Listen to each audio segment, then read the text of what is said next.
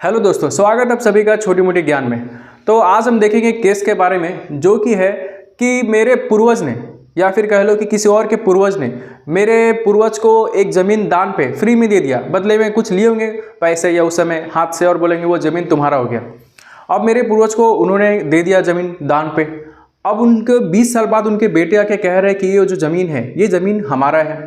अब ये केस में जब डिबेट होगा, विवाद होगा, तो असलियत में ये ज़मीन किसका कहा जाएगा सरकार के नज़र में, लीगल रूप से किसके पास जाएगा, ये देखते हैं। आपको एक एग्जांपल के माध्यम से समझाते हैं। तो देखो, ये ए है और ये बी है। मान लो जो ए है वो बी को ज़मीन दान पे दिया। अब ज़मीन दान पे किस किस हिसाब से दिया जाता है मैं आपको बताता हूँ। नॉर्मल एक एग्जाम्पल के माध्यम से बताता हूँ। अगर नॉर्मली मुँह से बोल दिया गया, मान लो कि सामने में 10,000 रुपये ले लिए, या कभी खाते पीते हैं, कभी पार्टी सार्टी के दौरान कुछ पैसे ले लिए और बोले कि जाओ वो ज़मीन ठो मैं आपको दे देता हूँ, आप भरोसा रखिए। भरोसे पे, जिसे भरोसा कहते हैं, तो मुंह से ही समझो भरोसा पे अगर कोई ज़मीन दे दिया तो उसका कोई भी वैल्यू नहीं होता है।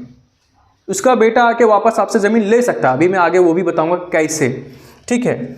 अब ये देखो, फिर दूसरा केस ऐसा होता है कि कोई भी एक पेपर में, नॉर्मल पेपर की बात कर रहा हूँ, किसी भी एक कॉपी का पिछला पन्ना लिया, फाड़ा और उस पर लिख दिए कि चलो ये मैं दान पे दे देता हूँ इसे, और वहाँ के 2-4 आदमी ने साइन कर दिया। इसका वैल्यू नहीं होता है। ये बस आपका वैल्यू वहीं पे होगा, उसी एरिया में। अब आखिर जब केस लड़ोगे तो इसका कोई वैल्यू वहाँ पे नहीं होगा। तीसरा होता है स्टम्प पेपर में। आप स्टम्प पेपर में सरकार से जो लीगल तरीके से जो नॉन जुडिशियल स्टम्प पेपर होता है, वहाँ पर अगर आपने लिखवा लिया तो इसका वैल्यू भी हो जाता है, लेकिन थोड़ा आपको माथापीची करनी पड़ेगी। चौथा होता है कि आप सीधा उसका रजिस्ट्री करवा लो, ठीक है। अब रजिस्ट्री क्या होता है ना, रजिस्ट्री एक प्रोसेस हुआ कि मान लो ये जो ज़मीन है, इस ज़मीन का आपका पास गया तो सीधा आप उस ऑनर से साइन करवा लो, रजिस्ट्री करवा लो और उसे अपना नाम करवा लो, बात खत्म। तो ये सबसे शानदार प्रोसेस है कि आप दान पे जो भी आपको ज़मीन मिला है, आपने क्या उसका रजिस्ट्री फटाफट करवाया है, नहीं करवाया है, और अगर इस सब में लोचा में फंसे हो तो वो दान कहलाएगा ही नहीं। वो वापस अगर उसका बेटा चाहिए, उसको आगे कोई पीढ़ी चाहे, तो आपका ज़मीन वापस भी चला जाएगा। दान का फिर महत्व ही नहीं कहा जाएगा। दान जैसे कि मैंने बोला फ्री में ले जाओ, दान मतलब यही। तो देखो, सरकार क्या कहती है कि सरकार का कोई भी जो प्रॉपर्टी हो, सरकार किसी भी प्रॉपर्टी की जो टैक्स लेती है, और टैक्स से नॉर्मल डिपेंड करता है, उस आधार पे वो मान लेती है कि वो जो प्रॉपर्टी है वो उस ऑनर का है। जैसे कि मैं आपको एग्जांपल पहले भी दिया था कि अगर आपका जो बाइक है उसका इंश्योरेंस, या आपके पास कोई भी प्रॉपर्टी है, वो तो समय समय पे आप ही भरोगे, कोई आपका पड़ोसी तो नहीं भरेगा। तो किसी भी प्रॉपर्टी का समय समय पे लास्ट अभी तक उसका जो टैक्स है वो कौन दे रहा है? सरकार उसी को उसका ऑनर मानती है। जैसे कि मैंने कहा ना, रजिस्ट्री, इसका बाद का प्रोसेस होता है म्यूटेशन का, जिसे दाखिल खारिज कहते हैं। इसके बाद का प्रोसेस होता है टैक्स का, जिसे आप लगान कहते हो।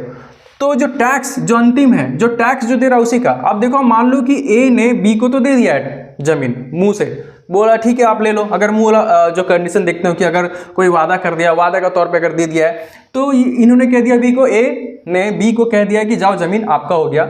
लेकिन जो टैक्स है वो ए का नाम से ही अभी भी कट रहा है, ए ही कटवा रहा है उसका टैक्स, ए ही उसका टैक्स भर रहा है। तो सरकार की नज़र में यही है उसका ऑनर, ना कि बी का है। चलो वो कितना भी बाकी रोड पे उसे मिले कि हाँ भाई वो तुम्हारा ही है, हाँ भाई ये तुम्हारा ही है, ऐसा कुछ नहीं होता है। टैक्स उसका कौन भर रहा है? मैंने एक बाइक अभी चलाता हूँ, उसका टैक्स मैं ही भर रहा हूँ, उसका इंश्योरेंस मैं ही भर रहा हूँ। मैंने सिर्फ मुंह से कह दिया अरे ये गाड़ी तो तुम्हारा ही है, तुम ही लो जाओ, तुम ही चलाओ, तुम्हारा ही है, लेकिन सारा पेपर मेरे ही नाम पे है।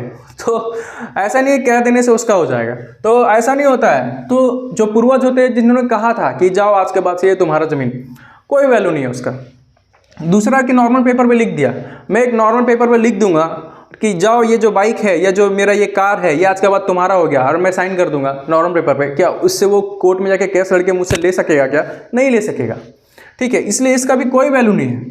उसी तरह जो ज़मीन है, ज़मीन में आपका जो प्रॉपर्टी है, उस प्रॉपर्टी का टैक्स क्या आप कटवा रहे हो, फटाफट आपने अगर रजिस्ट्री करवा लिए, जैसे आपको दान पे मिला या आपके पूर्वज को मिला, आपने फटाफट उसका रजिस्ट्री करवा लिया, उसके बाद म्यूटेशन करवा लिया, और फटाक से लास्ट प्रोसेस जो होता है टैक्स, जैसे आपने उसका टैक्स भरना शुरू कर दिया, वो ज़मीन अब आपका होगा, चाहे भूदान पे हो या कैसा भी, या फिर आपने खरीदा हो, चाहे आपको फ्री में मिला हो या आपने खरीदा हो।